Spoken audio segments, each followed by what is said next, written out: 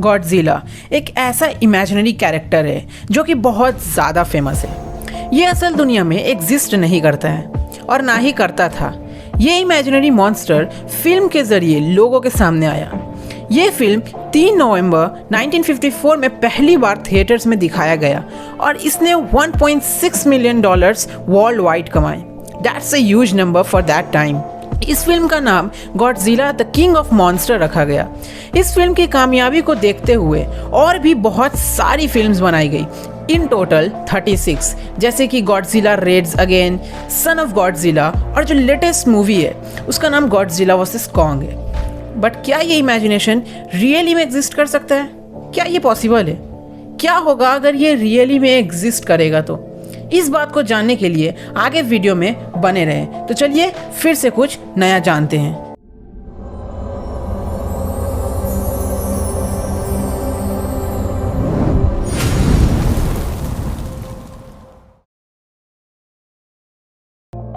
जैसे जैसे साल बीतते गए वैसे वैसे गॉडजिला की ताकत और हाइट दोनों बढ़ा दिया गया।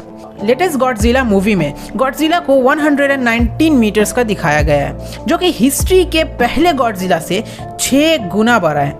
मगर सच्चाई यही है कि ये सिर्फ एक फैंटेसी फिल्म है। बट क्या ये गॉडजिला रियली में एग्जिस्ट कर सकता है? क्या साइंस इसके एग्जिस्टेंस पे विश्वास करता है?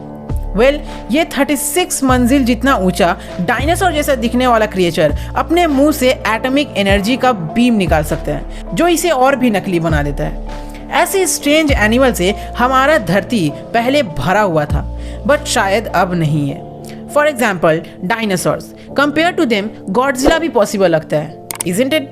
बट इट्स नॉट, और इसका बहुत रीज़न है। सबसे पहले तो गॉडजिला का आकार बहुत ज़्यादा बड़ा है, सिंपल वर्ड्स में डायनासोर से भी बड़ा, जिसके कारण उनका हार्ट का साइज भी बड़ा होगा।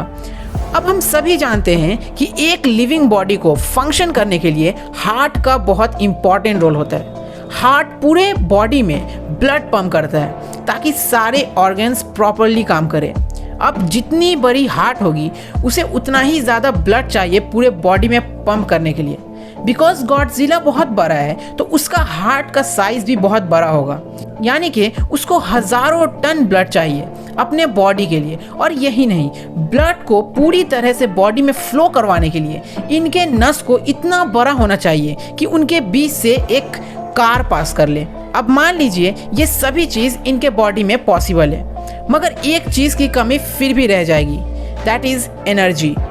इतने सारे ब्लड्स प्रोड्यूस करने के लिए उनको बहुत सारा न्यूक्लियर एनर्जी कंज्यूम करना होगा, और वो भी हर 1 मिनट, क्योंकि वो एक न्यूक्लियर पावर्ड मॉन्स्टर है। अब यहाँ पे डायनासोर्स की बात भी आ जाती है कि वो भी तो बहुत बड़े साइज में हुआ करते थे, तो वो फिर कैसे एग्जिस्ट कर पाए? जितनी भी बड़े डायनासोर्स थे वो सब अपने चारों टांगों पे चलते थे और उनका हेड नीचे की तरफ झुका रहता था, जिसके वजह से उनका blood against the gravity travel नहीं करता था और कम ब्लड में ही उनका बॉडी फंक्शन कर लेता था। बट गॉडजिला के केस में ऐसा नहीं है। अब मान लेते हैं गॉडजिला भी रेंग कर चले तो उनको दूसरा प्रॉब्लम को फेस करना पड़ेगा। जब भी हम अपने हाथ या पैर को उठाते हैं तो उसका कारण होता है हमारा ब्रेन। हमारा ब्रेन कुछ नर्व्स सिग्नल भेजता है, जिसके वजह से हम अपने हाथ या फिर पैर को उठा पाते हैं, और ये सिग्नल अप्रॉक्सीमेटली 100 मीटर पर सेकेंड पर ट्रैवल करता है। बट गॉडजिला इतना बड़ा है कि ये सिग्नल उनके दिमाग से हाथ और पैर तक पहुंचने में ऑलमोस्ट 1 सेकेंड का वक्त लेता है, जो कि सुनने में स्पीड लगता है, बट असल में ये नहीं है। उसके रिफ्लेक्सेस स्लो हो जाएंगे, जिसके वजह से वो सही से मूव नहीं कर पाएगा। अब मान लेते हैं कि गॉडजिला जैसे फिल्म में फास्ट मूव करता है वैसे ही वो रियलिटी में करेगा, तब उसके सामने एक और दिक्कत आएगी, और वो है सन बाथिंग, यानी धूप सेकना। दुनिया में जितने भी एनिमल्स हैं उन सबको बॉडी टेम्परेचर रेगुलेट करना पड़ता है। जैसे हम इंसान बॉडी हीट को बॉडी में ही प्रोड्यूस करते हैं, बट गॉडजिला एक कोल्ड ब्लडेड एनिमल है, यानी कि उसे बाहर की गर्मी की ज़रूरत पड़ेगी अपने बॉडी को गर्म रखने के लिए, जैसे कि सांप मछली करते हैं। बाहर की गर्मी से मेरा मतलब है सूरज की गर्मी। गॉडजिला को बहुत देरी तक धूप सेकना होगा, क्योंकि उसकी चमड़ी इतनी मोटी है कि गर्मी को शरीर के अंदर जाने में बहुत समय लगेगा, यानी कि उसको घंटों धूप सेकना होगा। बट क्या होगा अगर वो इंसानों की तरह गर्मी को शरीर के अंदर ही प्रोड्यूस करे? तब उसका सूरज की गर्मी की ज़रूरत तो होगी नहीं। बट अनफॉर्चुनेटली यहाँ पे एक और प्रॉब्लम है। उसका शरीर इतना बड़ा है कि उसका अंदर जो गर्मी प्रोड्यूस होगा वो 300 डिग्री से ऊपर चले जाएगा और वो अंदर ही अंदर से जलना शुरू हो जाएगा। अब इसी तरह अगर वो ये सारे प्रॉब्लम से बच गया तो लास्ट में एक नया प्रॉब्लम क्रिएट हो जाएगा और वो है उसका स्केलेटन। साइंटिस्ट के मुताबिक गॉडजिला का वजन 90,000 मीट्रिक टन जितना है। इतना ज़्यादा वजन कोई भी स्केलेटन नहीं उठा पाएगा, जिसके कारण उनके हड्डी टूट जाएंगे। तो ये थे कुछ ऐसे कारण जिसकी वजह से गॉडजिला का एग्जिस्टेंस पे ताला लग जाता है। चलिए फिर से वो सारे प्रॉब्लम्स को रिकॉल करते हैं। Number 1 brain dead, number 2 heart problem, number 3 sunbathing and number 4 skeleton.